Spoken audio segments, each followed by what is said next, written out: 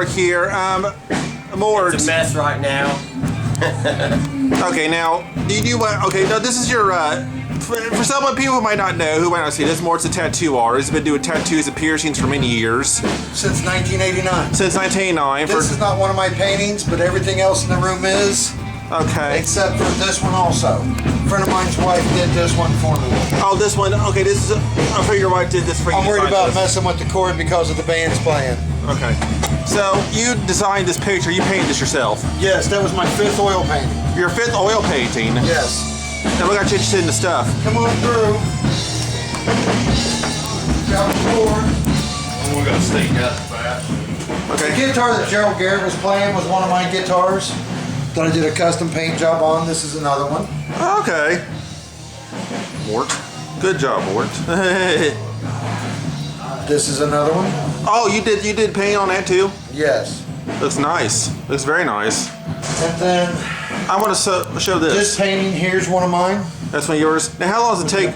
Can I ask you a question now? I mean, Sure. is there an average of how long do these paintings take from drafts to, you know, they're here? It varies. Like this one here took about 3 hours because I paint pretty fast. This one, these 3, those. I did like 11 paintings in 19 hours, all acrylics. That's a nice one. Nice. Okay, and this one's oil. These aren't oil, right? No, these over here are acrylics. Acrylics. I got the Crucifixion of Christ. I've got the Rock of Ages, which is an old sailor's tale. Which is a very popular tattoo. This is like. This is an old famous print and sailor's tale that was told. Anyways, I was telling you before, we had to go take care of the PA. As the storm rolled out and the ship come on the horizon, they seen the woman clinging to this rock and they saved her. Okay. I did my part of the story of the ship coming on the horizon because it's usually just her clinging to the rock or just the rock itself. I chose to paint a little different part of the story than most people do. But anyway, as she sailed off, as you can see, the rocks were in the shape of a cross, and that was her salvation through the traumatic times and so on and so forth. The painting below it, I like doing these little multi-panels. This is a 2, I got a 3. This one here's a little forest fire painting I did. Oh, now this is a great painting. This one right here really caught my eye. Well, this purple painting right here. The purple one is pretty cool. Now, how long did it take you to do this? That one I had right about 2.5, 3 hours in that. A lot of, getting that black down at the bottom even and smooth and looking right. This one here isn't like a really good painting, but this was for an art class that I taught on monochromatics. Okay. Meaning that if you have one color, black and white, that you can do a full painting from that. Okay. So it's a study of one color, and I was showing a class that I was teaching how fast I could put something like this out. But we are a full-service art studio. We teach lessons. Oh, cool. We have performing arts. We have fine arts. We have alternative arts. As you can see, we sell art supplies. We sell art supplies too. Yep. Will you run us down here to some of these, through some of these here? Yep. And then we also have the performing arts wing. Alternative arts is I have like a lathe and a mill in the basement. Silk screening down there. Around the corner from you here, if you want to take a little picture of this.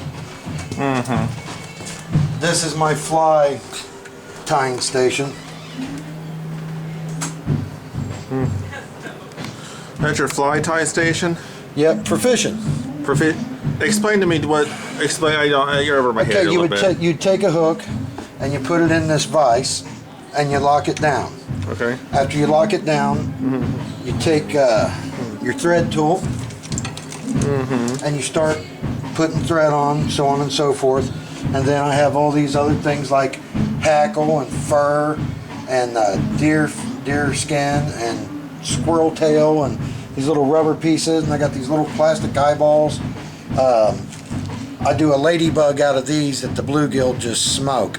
A lot of guys like to catch bluegill for catfishing, so my buddies have me make them ladybugs.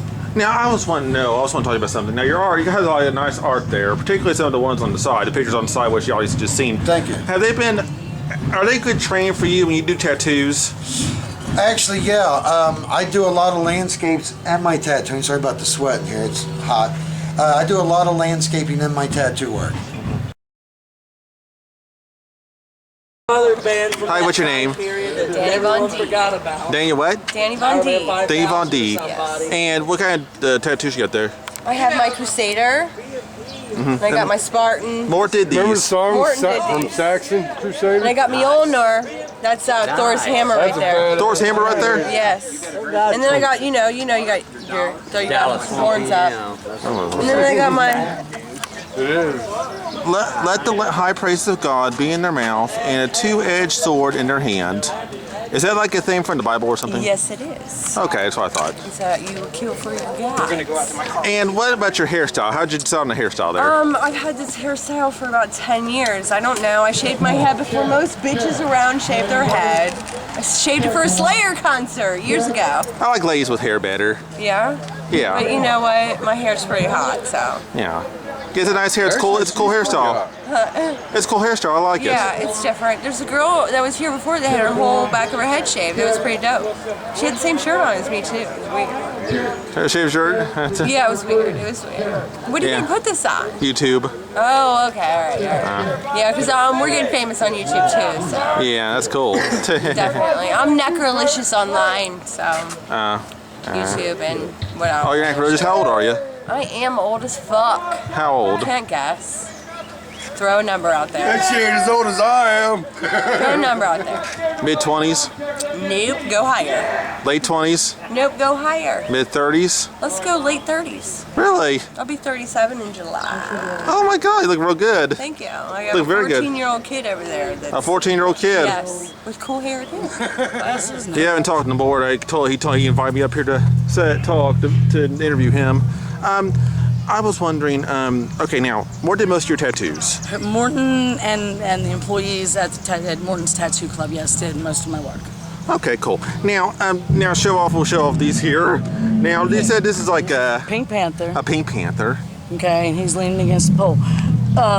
Inspector Clouseau is looking for the Pink Panther. It's obvious with fingerprints, and Doo-Doo, his sidekick, is behind there following him. Oh, okay. I see Acme too. Yeah, Acme, that works into the Wile E. Coyote and the Roadrunner, which my best friend, his last name's Wiley, that's why I did this piece.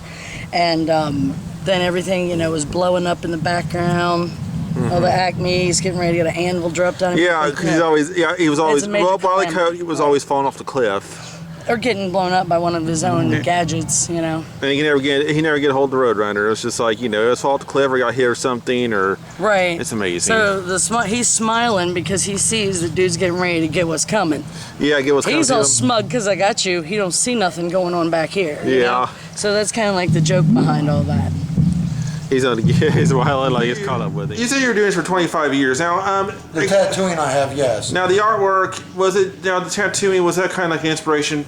You're talking about that it's good training for you when that the artwork's kind of good training for your tattoos and stuff, because that's also art. Tattoos are. No matter what medium you work in, the thought process is exactly the same.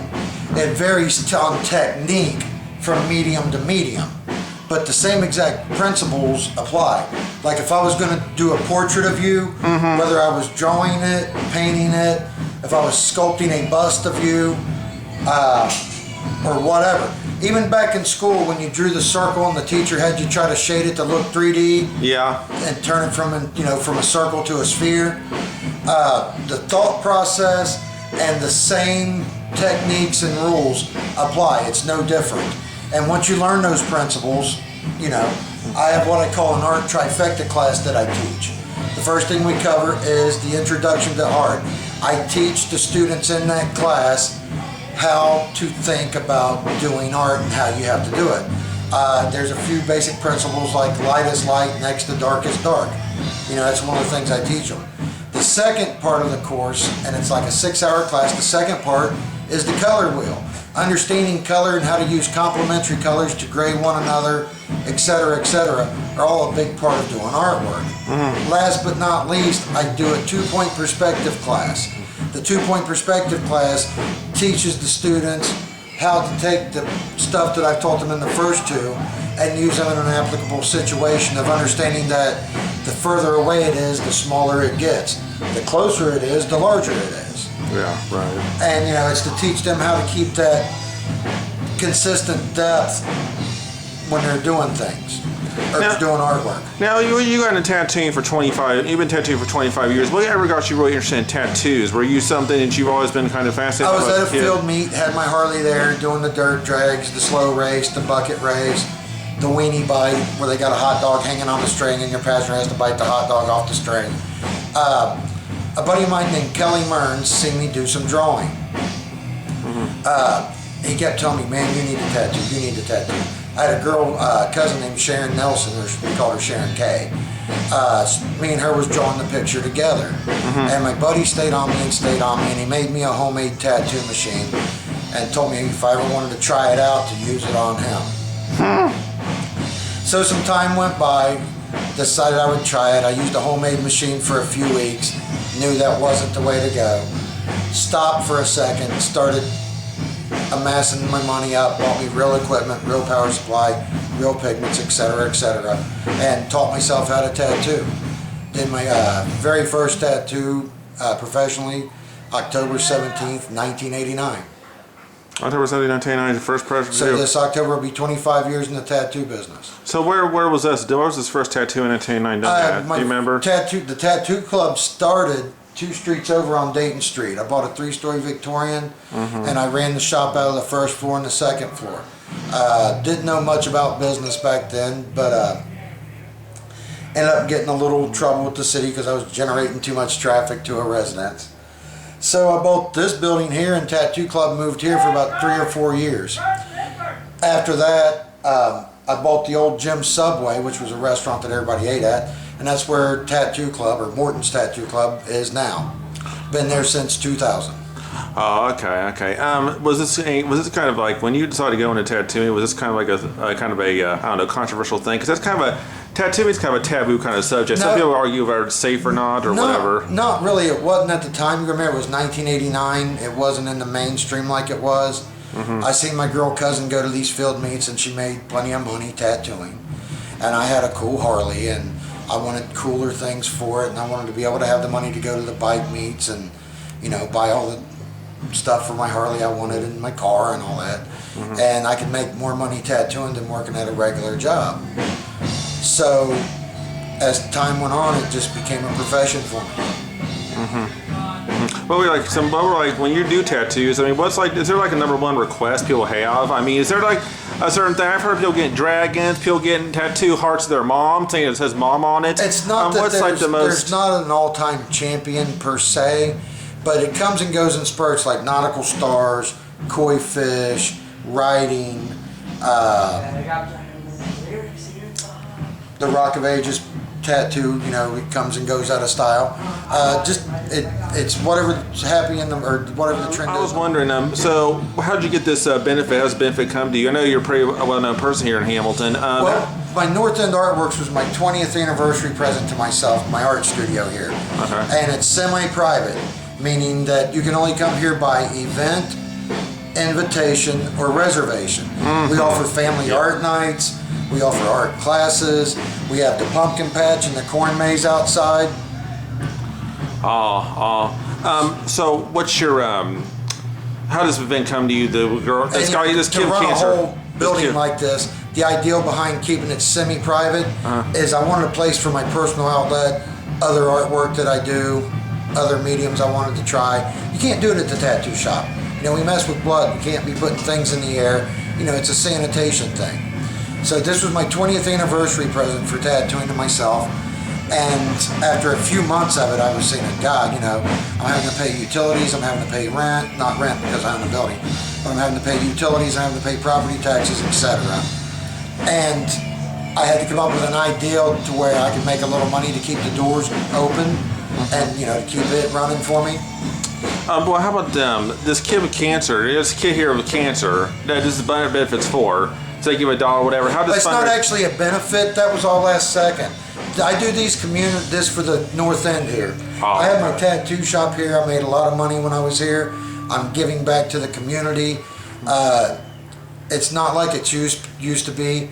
It's kind of oppressed, and it's not, like I said, it's just not like it used to be. So I'm trying to bring some goodwill and good heart back to the community and give back to the community by doing these free concerts. Oh, okay, so So Gerald Garrett told me about the young man in trouble with his health and his family having it rough, etc. how old is he? I'm not exactly sure. I told him, hey, bring a bucket and we'll throw him in on the benefit with us. Oh, that's good. That's good. I was wondering, do you have benefit-wise? I mean, how? Think here. What we'll say. It just kind of slipped my mind. How many bands have you got here performing tonight? Today, 5. We have Gerald Garrett doing his acoustic solo act. I talked to him. Dan K is on the stage right now. You should go out and film them. Next, I think that's Squig. Go film him because he's the old singer for Dan K. Okay. Dan K, St. Christopher, 7 levels, officially unofficial, and Gerald Garrett. Oh, Here today. sounds great. Let's go out here and check Squig out.